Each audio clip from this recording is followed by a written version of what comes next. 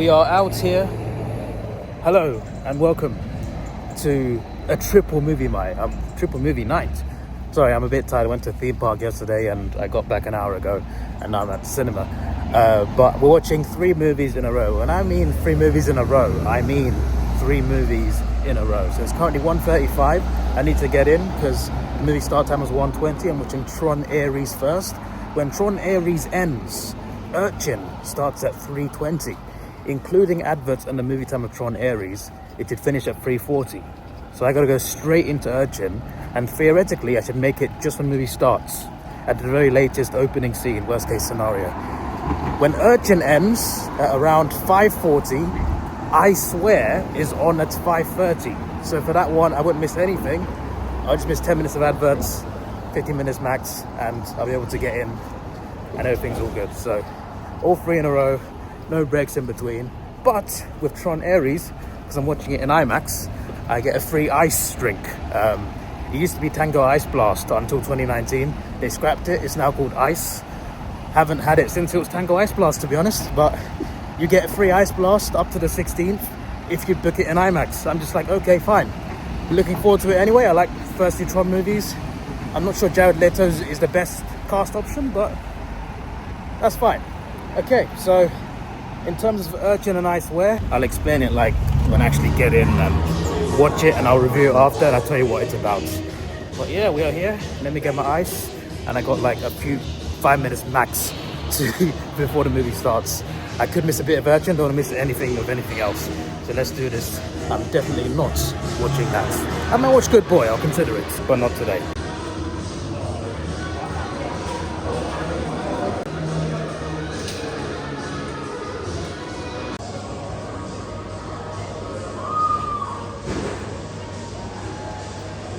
There's also sour orange, but I'm not getting that. I'm getting the mix of these 2.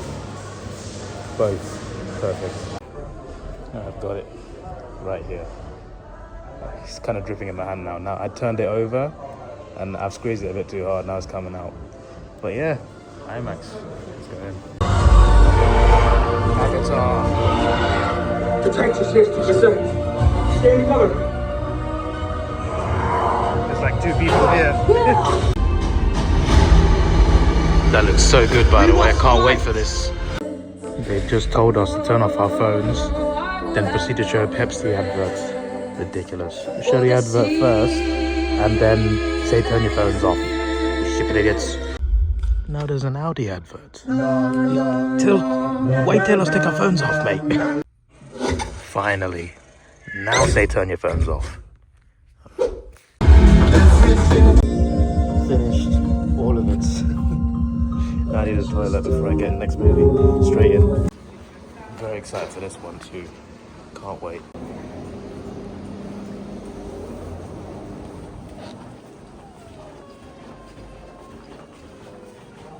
Has it started?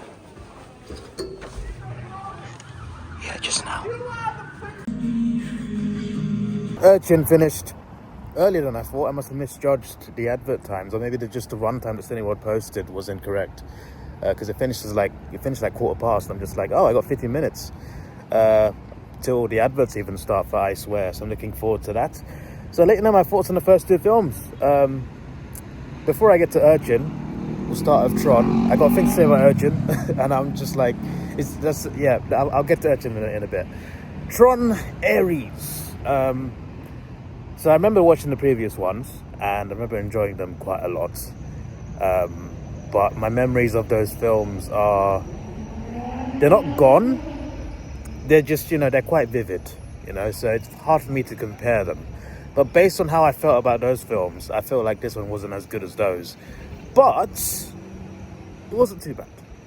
I will start with the best thing about this film, and that is how it looked and how it sounded. It was incredible in IMAX. They really went out and made use of the IMAX effect, because I really felt it. It was definitely worth seeing in IMAX, not just for the free drink, but just like, it was just really good to watch. It looked visually really nice, especially some of the scenes, obviously like his bike and him, he's like red and black themed. Those colors really stand out. And they have some proper good IMAX scenes. And I love like how it transitions, because it's not fully filmed in IMAX, unfortunately. Some films are, some films aren't. Ones that do it early part IMAX, like this one. So I really like how the screen moves, because IMAX aspect ratio is full screen, right? There's no black bars. So when you switch from an IMAX scene to non-IMAX scene, you can kind of feel it, and you can kind of see it as well, because you see the black bars. It doesn't just go black bars, no black bars. It transitions up and down. It like smoothly transitions into the next scene from IMAX, and then, oh, it's not IMAX. Smoothly come back up with the black bars. to change the aspect. The way they changed the aspect ratio was quite cool. That was just like production rather than the quality of the film, how good it looks. But it looks great. The visuals are great, and it sounded good. There's not many films, like there's many good films that look great in IMAX, but there's not many of them that make your screen vibrate, where you can feel the vibration through the ground and through your chair. I felt vibrations through the ground and through my chair. Not for the entire movie, but for some of the action scenes and some of the music that they put in some of the action scenes. There was really good bass, and it shook the room. It shook the room, some of the scenes. So I was just like, damn, this movie feels good, it looks good, it sounds good. So it's got all of that stuff, right? Acting is fine. Story's okay. You know, I liked it. I didn't love it, but I liked it. It's not really a groundbreaking original story, but essentially Jared Leto, who I felt like they could have had better casting for that, to be honest, but I'm not saying he did a bad job. Jared Leto plays a program, and he's an AI computer program in human form, and the premise is basically that he can only last a certain amount of time, so they're trying to find a formula to make him last longer.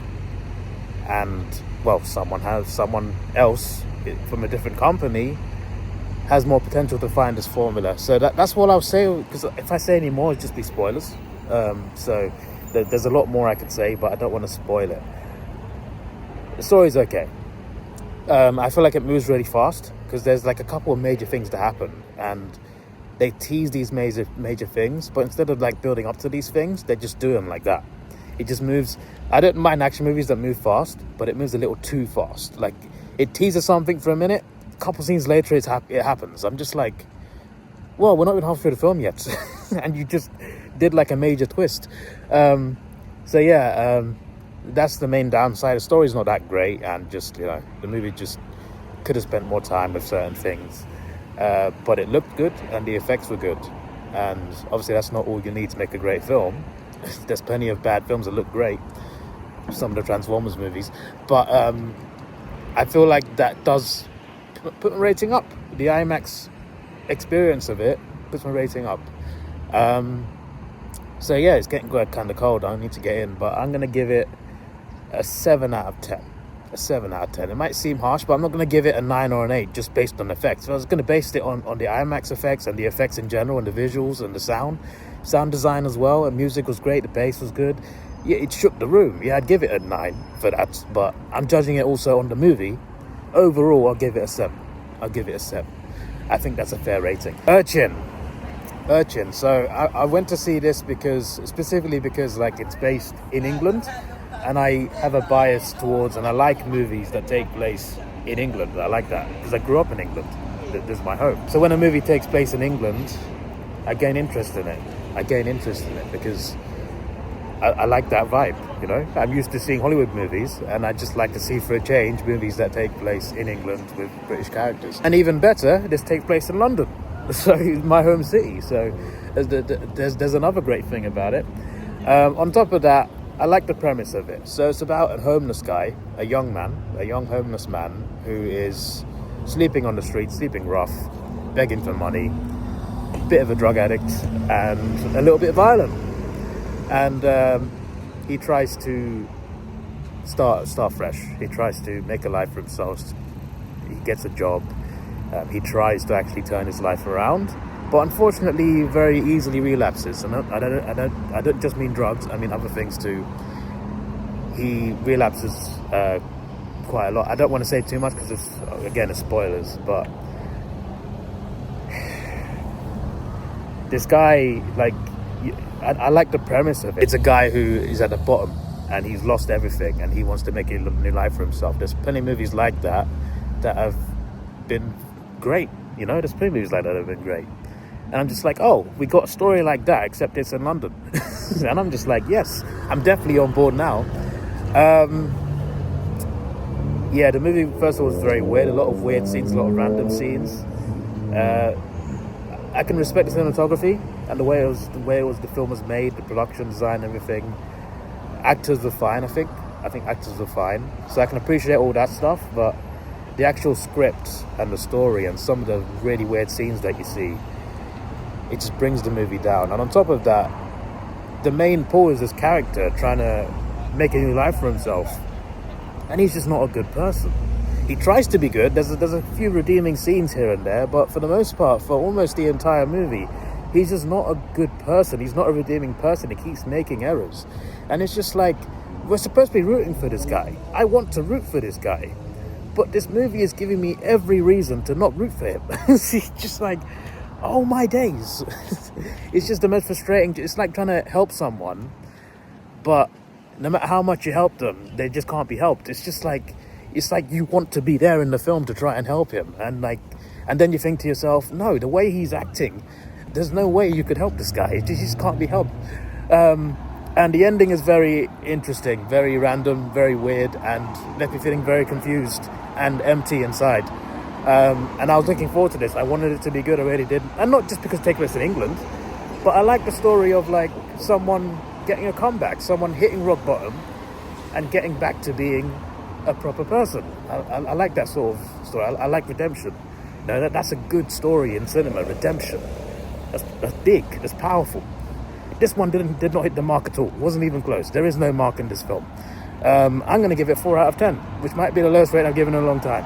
To be honest, downgrading it, no. 4, you see, there's an issue with me, right? I'm too nice.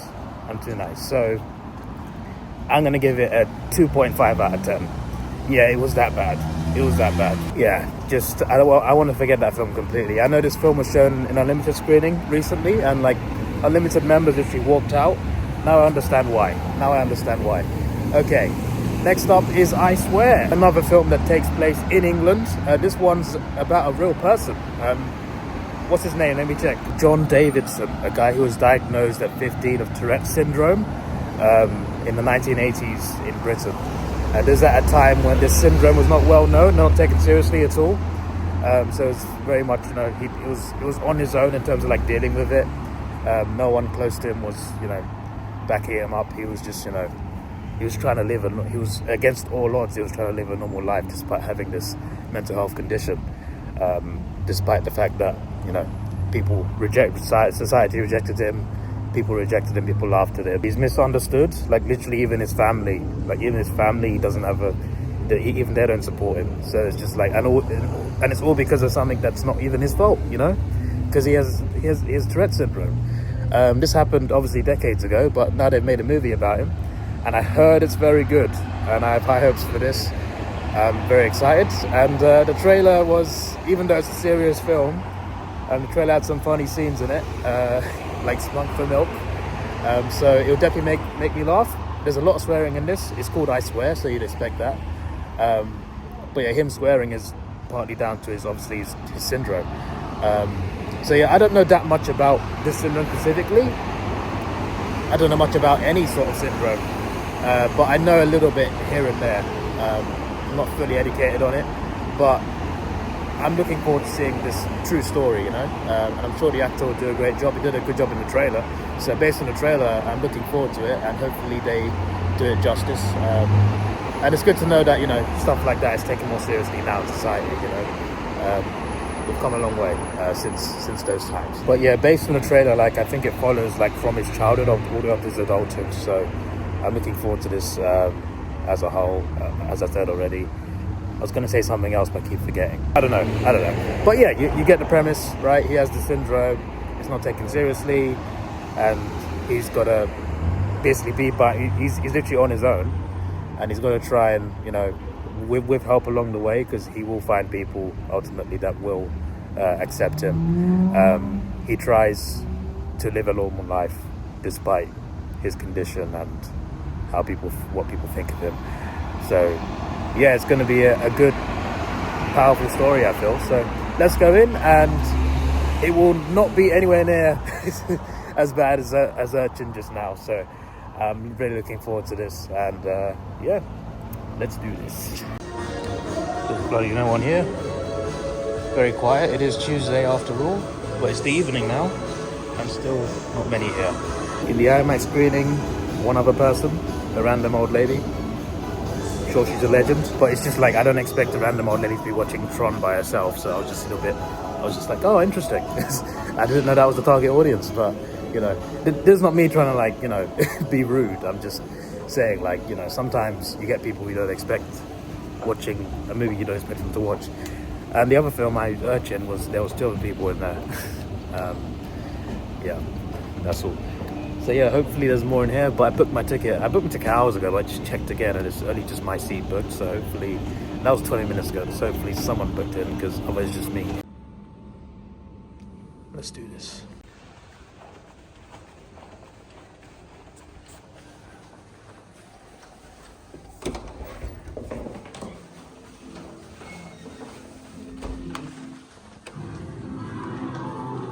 Yeah, there's no one here. No one here, just me. For flip's sake, man. Not even at 5:30 in the evening. To be fair, it's still quite early. You know, people might be still finishing work. Still, cinemas are so dead now. I like atmosphere. I still get the experience of watching the film in a big screen. But apart from that, my days, cinemas need more people. James Cameron, mate, release Avatar early, mate. We need the help over here. Well, when are we going to get to meet this Ray? just me and the screen. Still pretty empty. More staff than customers today. Apart from like in the screens, it feels like there's like 6 people in the cinema. Apart from me. And it's just like, But yeah, we're getting out now. That was a good film. It was funny, very emotional, and acted really well. And it was great casting. Did you see the actual guy at the end of the film? The actual guy is shown videos of him as an adult and as a child. And I'll tell you what, the kid who played him in this film and the adult who played him in this film, perfect casting. Like, really good casting. They played him really well. Some of the things that happen in this film, you look at it, you're just like, there's no... How could stuff like that even, like, happen the way they did? But obviously, stuff like Tourette was looked at differently in the 80s and the 90s. Wasn't really known much about, to be fair. So, still, even with that, like, the way he got treated by certain people, the things that happened to him, just really tragic and harsh. And it's just like, you think about it and you deep it, and it's like, it actually happened. The stuff in this film, yeah, it's all acting, but it actually, it's a true story. All those things really did happen. And that's just insane to me. It really is. Incredible film. I don't need to say much apart from like the synopsis just tells you what it's about, really. And yeah, just, you know, even if you don't watch the film, just look up about the guy. He's got a really crazy story, and yeah, it's great storytelling, great directing, and a great film. And I felt there's a film that deserved to be made. So yeah, it was bloody brilliant. I will give it a straight 9 out of 10. And honestly, it might even be top 10 movies of the year for me personally, in terms of like favorite movies. It was really well done, really good. But yeah, it was great. It was great, and that's all I got to say. And I highly recommend watching it, because it's a really good film with a great message as well. So yeah, this is your boy Davidoff. Please like, share, subscribe. Thanks for watching. Have a good day, and we are out of here. Goodbye. See you soon for some big vlogs.